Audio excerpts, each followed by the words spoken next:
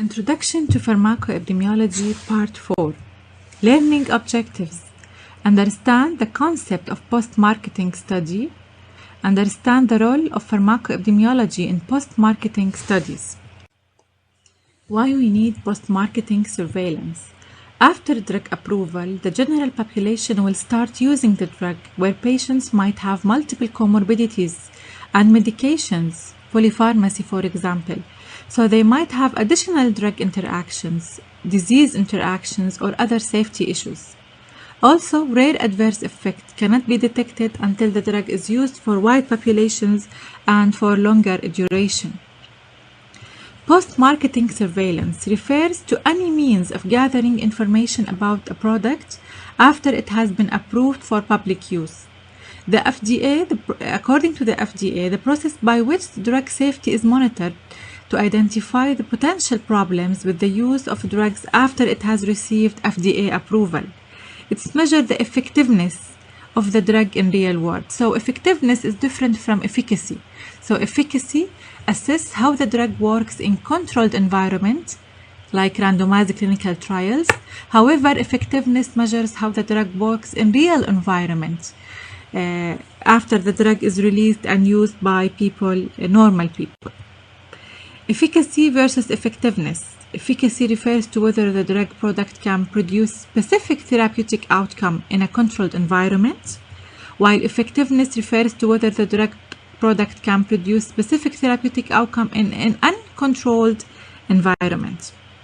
Phase 4 clinical trials performed to gather additional information about drug safety use in other indications.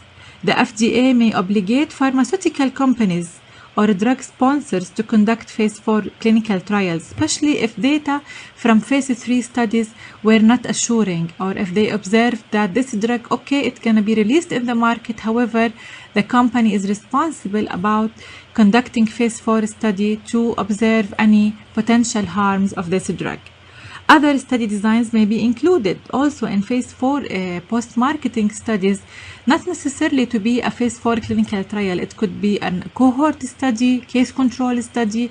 Other study designs are optional in surveillance, in post-marketing surveillance. Adverse event reporting system. In order to monitor adverse effect, the FDA released mid-watch safety information and adverse event reporting program that allow professionals and public to report voluntarily serious reactions and problems with medications. So for example, if a pharmacist while dispensing a medication, he noticed some adverse effect, or if the patient came to report this adverse effect, all these self-reported adverse effects are sent to the mid-watch. Later, the FDA will use the reports in the mid-watch to identify and evaluate risk with a specific product, to develop interventions that modify the risk and communicate the risk to the healthcare professionals and public. Adverse event reporting system varies around the world. Each country has different system. Case reports may provide information about rare adverse events. All of the mentioned may aid in pharmacovigilance. In Jordan, we have pharmacovigilance agency in which we report the adverse effect. They monitor the drugs in terms of adverse effect, and sometimes they imply that a phase 4 study should be conducted to collect more information about the side effect profile of certain drugs. The FDA uses spontaneous events report to determine whether further studies are needed, change the labeling or distribution of single product or entire class. For example, tigecycline. Post-marketing studies and adverse event reporting system actually have shown that it's associated with sudden cardiac arrest. So the FDA asked the manufacturing company to add a black box warning about this side effect. Inform healthcare professionals about safety issues. Limitations of spontaneous event reporting. There is no control group. We can't compare with patients who didn't take the medication. We hear from one side only. It's difficult to know the frequency or rate at which the drug effects occur. With other factors affecting the patients, it's difficult to know whether the drug is causing the outcome or something else, especially in patients with comorbidities or patients with polypharmacy. A single cause cannot be determined easily. Reporter bias, incomplete or inaccurate, which is a main defect in this reporting system. So this all that we mentioned led to the importance that led to the growth of pharmacoepidemiology. The science of pharmacoepidemiology have grown because it's used in the post-marketing surveillance system and the adverse event reporting system. Both of them utilize pharmacoepidemiology designs. So not only scientists, also payers, policymakers, pharmaceutical companies, government agencies, clinicians, and patients all have interest in the use of medications. So pharmacoepidemiology provides a way to answer many questions about drug use and inform interventions or policies. Thus, pharmacoepi study design has shown to be grown to evaluate the drug of utilization of a drug in and its clinical outcomes that's associated with this drug. This one example, a famous example about the importance of use of pharmacoepidemiology. So antipsychotic medications in elderly patients. So antipsychotic medications are FDA approved for the treatment of schizophrenia, widely used off-label to treat elderly patients with dementia. Two broad classes. We have conventional, the old drugs, and the atypical, the newer drugs. Manufacturers of some of the atypicals conducted trials to assess effectiveness of medications for controlling behavior disturbances in elderly. FDA meta-analysis found an increased risk of mortality associated with atypical antipsychotics compared to placebo. The FDA put a black box warning on the label of atypical antipsychotics. So the question is, should physicians switch patients to first-generation therapy? The conventional antipsychotics are known for their side effects, a poor safety profile.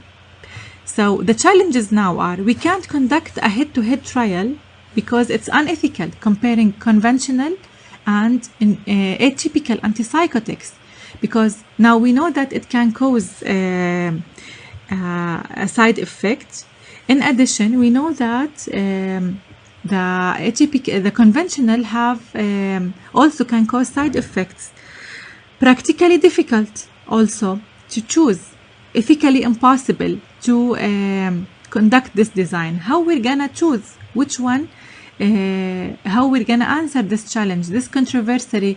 How it's gonna be answered? The answer is to conduct a pharmacoepidemiology study design that's based on the use of drug in real world to find which drug or which one is more preferred.